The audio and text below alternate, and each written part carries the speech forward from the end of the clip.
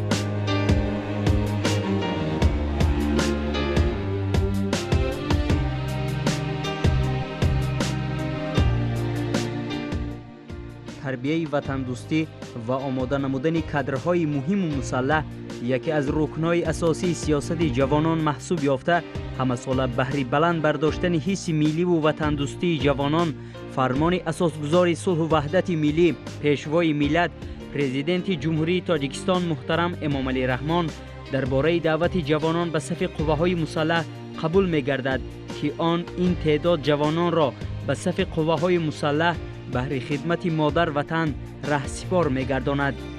مرکز تعلیمی پایتخت زیر ساختار مقامات قشون‌های سرحدی کمیته دولتی امنیت ملی جمهوری تاجیکستان میباشد. اینجا مخزن کسب و هنر بوده سربازانی که به صف قواهای مسلح مخصوصاً قشون‌های مرزبانی نودعوت شدند تعلیم ابتدایی حربی را محض در همین قسم نظامی میگیرند و زمره زیادی نوسکران را برای محافظت سرحد دولتی آماده می‌سازند. تا امروز تعلیمگاه مذکور با مقصد تعلیم و بازآموزی سربازان نودعوت متخصصان حربی مخصوص از قبیل آشپزان، مینه‌جویان، علاقه‌چیان، راننده‌ها، نشانزن‌ها، دستوردهندگان طبی و تیراندازان تیار نموده آنها را برای ادامه دادن خدمت به قسم‌های حربی سرحدی می‌فرستانند. من سرجان یونس محمد یوسف از شهرک سامانی نوحیه رودکی با خواهش خودم به قواهای مسلح جمهوری تاجیکستان و در قشون سرحدی کمیته دولتی امنیت ملی جمهوری تاجیکستان خدمت خود دوام داده ایستادم. برای من یک فخر است که در قشون سرحدی کمیته دولتی امنیت ملی جمهوری تاجیکستان خدمت کرده ایستادم.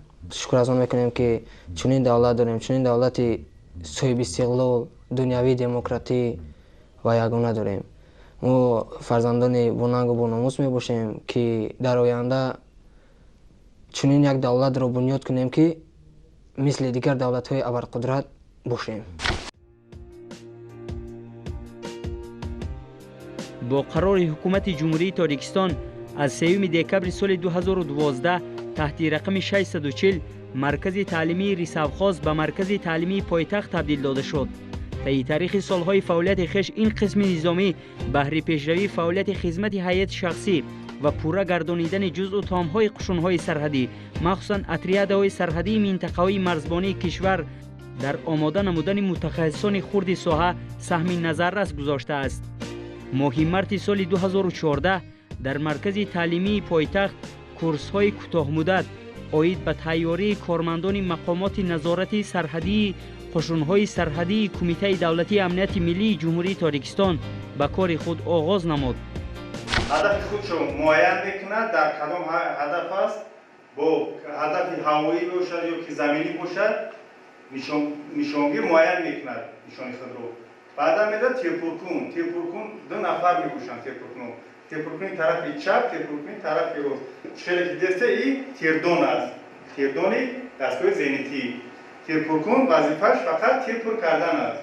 یارو که مذکور قطرش 23 میلیمتر با هدف‌های روی زمین، یعنی هدف‌های روی زمینی 1500 متر، وزن میل 25 کیلوگرم میباشد.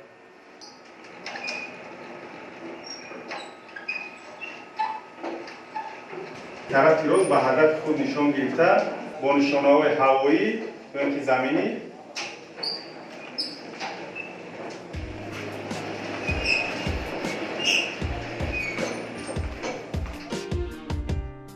سربازان و افسران این مرکز تعلیمی از روزهای اول خدمت سوگند نظامی را از خود نموده در روحیه بلند وطن دوستی، دلیری و مردانگی و صداقت به وطن تربیه می‌یابند.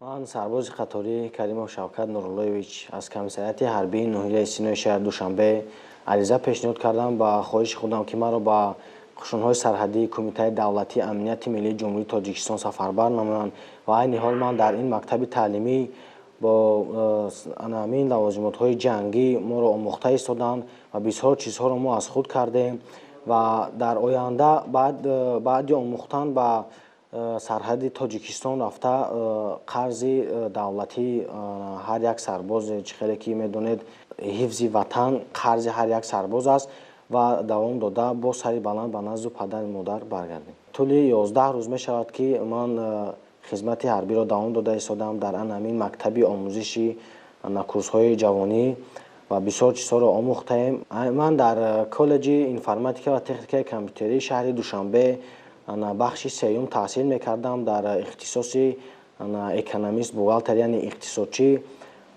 باز به خدمت حربی آمد قرض خود را ادا نموده باز به سری بلند برگردیم. این حال بسیار شناس پیدا کردیم در رفیقان بهترین است که از ناحیه‌های دوردست و مکتب تعلیمی آمده یکجا آموخته ایستادیم و با شعرهای وطن مادر با روزنامه و مجله ها با فیلم های بهترین ما مشغول می باشیم. شرط و شرایط امروزها بسیار خوب شده است برای ما سربازان و تشکر به جناب ولی که چنین شرایط ها رو برای ما سربازان پیشنهاد کرده است و با جوانانی که از خدمت حربی سرکشی میکنند به آنها همچون سرباز تعیین کردنی هم که آمده به خدمت دولت مادر همچون سرباز خدمت کنند.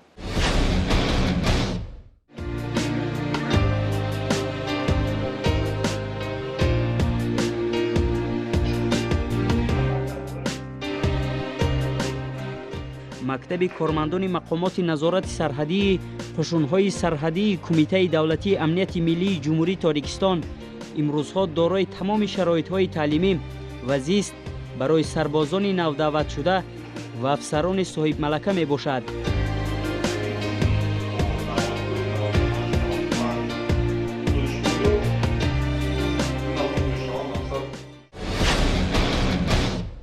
چهار سال شده است دانشگاه تربیت جسمانی را ختم کردم با سر بلند. بعد ختم دانشگاه با کمیسریت حربی رفته عرضه خود را نویساندم با سر بلند با اینجا خدمت کردم. کورس‌های کوتاه مدتی که در اینجا شوفیاری میگذرانند ما این در سیمخانه درس گذاشتیم. شرایط خیلی مهیا است با وابسته از سر و لباس، خورد و خوراک، میدانچه‌های ورزشی و ما سر ساعت 6 بر وقت خسته فیزا میکنیم. از تمام جوان مردم خواهش میکنم که بیان مکتب دلیری رو با سر بلند خدمت کنند و با نزد پدر و مادرشون برگردند. این مکتب دلیری است.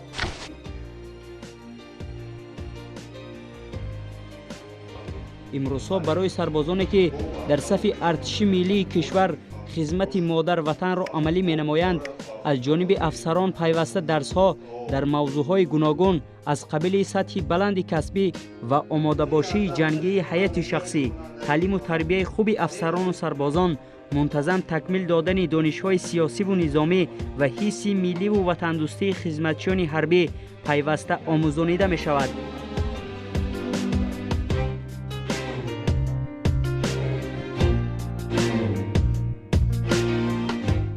من زاده و استقامت کننده شهر ایسار عظیمزاده زهرالدین طول 2 سال می شود که در صف قوای مسلح جمهوری ترکستان خدمت مادر وطن را ادا می نمایم و امروز در کورس کوتاه مدت 6 ماهه کورس پراپورشگی خوانده و تحصیل نموده ایستاده ایم و در آینده نیت داریم که به وطن، ملت، مادر خدمت نماییم. خدمت در این طول 2 سال خیلی خوب برای مانده شده بود. مناسبت‌های بین افسران و سربازان خیلی خوب برای مانده شده است. امروز چنانه که شما هم شاهد حال هستید، خیلی شرط و شرایط به درجه اعلا رسیده است. مثلا خورد و خوراک، جای خواب همش 3 وقت تامین کرده می شود به ما. باز اینجا هست که کاخ شرف مقصد در آنجا در کنفرانس ها، کنسرت ها میبرند، سربازان رو بله اشتراک می نمایند و امروز خدمت خیلی خوب برای مانده شده است. در وقتهای خالگی بیشتر به نمودن تمرین بدن و خواندن بسیارتر مشغول میشیم، چون که ورزشگر یعنی سرباز باید هم از جهت جسمانی و هم از جهت روحی باید به قوت باشد. اگر هر یک جوانمرد خود را جوانمرد حسابیده تواند، حسابت باید خدمت مادر وطن را با سر بلند ادا نماید.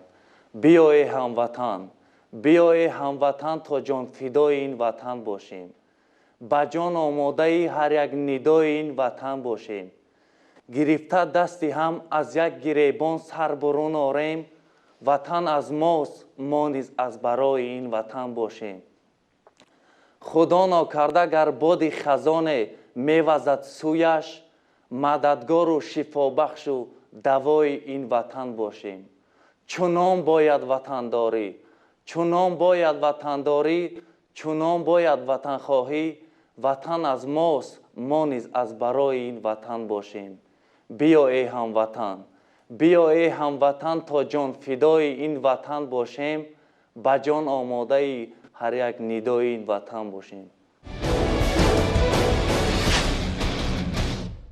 خدمت همیشگی و بیداردلانه سربازان و افسران در همه دور و زمان، این برای آبادی مرز و بوم و نگهداشت یک پارچگی وطن می باشد.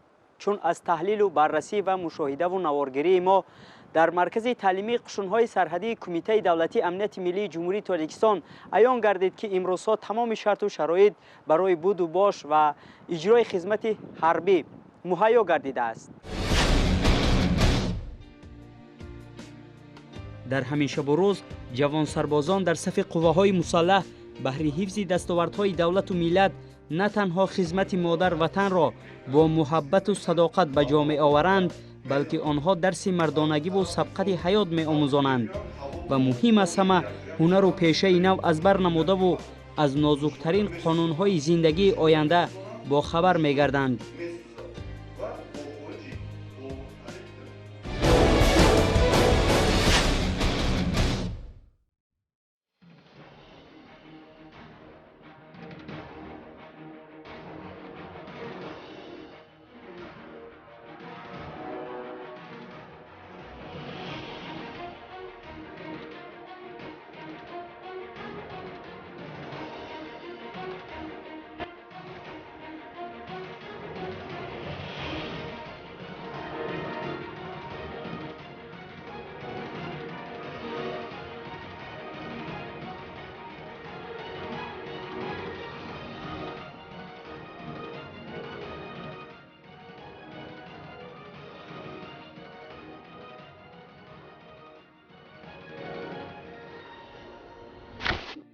یک گروه سربازان و افسران بعد اجرای وظیفه‌های در پیش گذاشتهشان در وقت‌های خالگی مخصوصاً روزهای استراحتی سری آثارخانه تاریخی و فرهنگی این قسم نظامی می‌نمودند.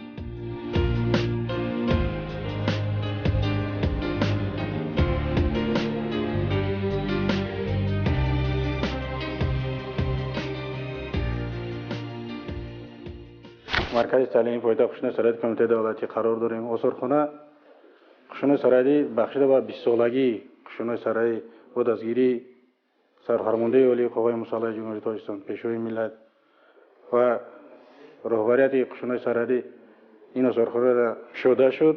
در آثارخانه چه شما ببینید درهای از زمان قدیم بیام از دولتداری اسماعیل سومانی تا زمان حاضره معاصر نشر برداری کرده شده است. در آثارخانه ما یراق‌های عصرهای پیش به نمایش گذاشته شدگی.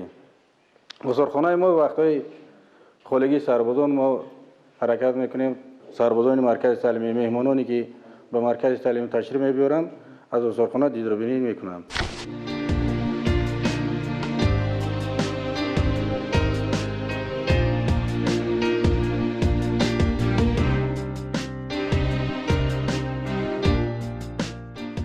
سربازان از بازیافت‌ها و یادگاری‌های قدیمه و بی‌سابقه تاریخ و فرهنگ تاجیکان برخوردار گردیده خاطره تاریخی خود را باز هم بوی و رنگین می‌گردانیدند.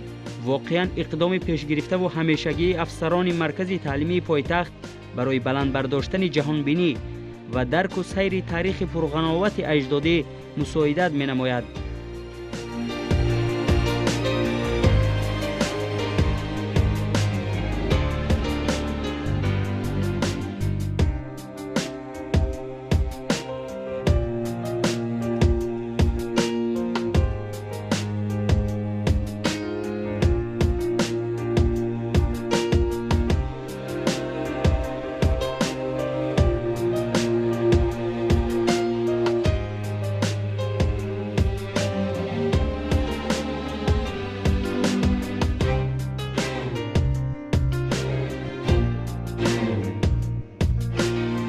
سربازان از این آثارخانه دیدار کردند، یک حسی بلندی وطن دوستی، ذوقی به خدمت حربی آمدن را حس میکنند. بغیر از در آثارخانه ما کتابخانه داریم. در کتابخانه ما تالار خوانش است. سربازانی که خواهش ملکه خودشان بلند برداشتن بعد خدمت حربی به دانشگاه‌های عالی تحصیل کردن میخوان در این کتابخانه آمده کتابخوانی خودشان وقتای خالی خودشان میگذرانند.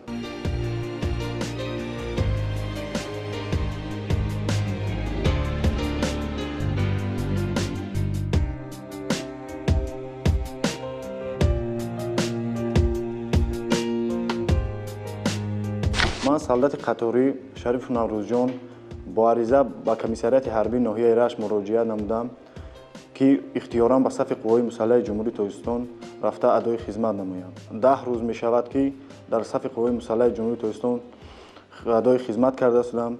می خواهم خدمت حربی را با سر بلند پس سر نموده رفته در یگان مقامات های دولتی کار و فعالیت نمایم. من پیشتر در دانشگاه دولتی تجارت تاجیکستان فاکولته مناسبت‌های بین‌المللی و حقوق تحصیل می‌نمودم و به خلاصه اومدم که در صف قوای مسلح جمهوری تاجیکستان آماده خدمت نمایم.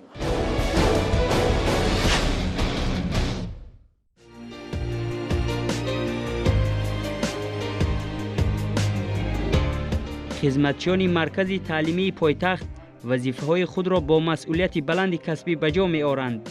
با باوری میتوان گفت که آنها از عهده وظیفه خویش دلپرانه برآمده میتوانند. هنگام اجرای خدمت بهر آن کوشش میکنند که در برابر دانش‌های حربی خرد و فطرت عقلانی خویش را همه جانبه مکمل گردانیده پیوسته به کار برند و تمام نازکی‌های خدمت نظامی را از بر نمایند.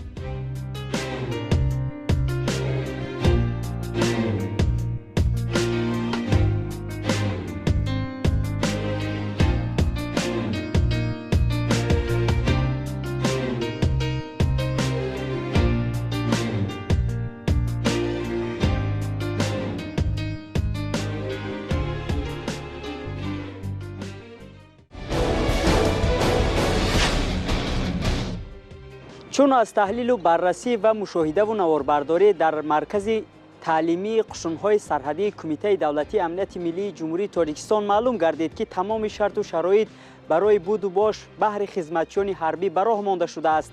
همیشه سربازان و افسران با یک روحیه بلند و بالیدگی خدمت مادر وطن را پیوسته پیش میبرند و آنها همیشه سعی و تلاش دارند که نازکترین قانون و قاعده های خدمت نظامی را آموزند و از بر نمایند، چرا که به خطری دولت و ملت محض از سرحد و کار و پیکار انمین زمره خدمتچیان حربی وابسته بوده است.